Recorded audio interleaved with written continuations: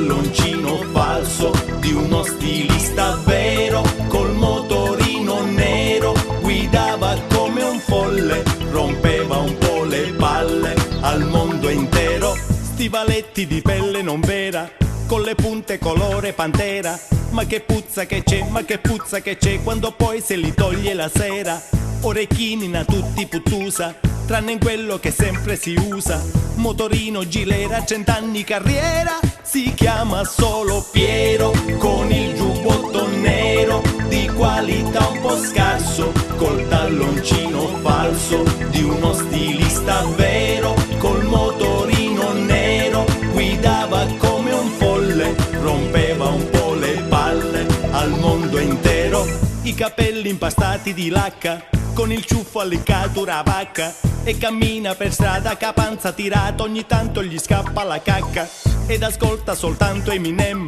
ma d'inglese non capisci niente. Pantaloni giganti, sei taglie più grandi, si chiama solo Piero, con il giubbotto nero di qualità un po' scarso, col talloncino falso di uno stilista vero, col motorino nero, guidava come un folle, rompeva un po' le palle al mondo intero. Piero,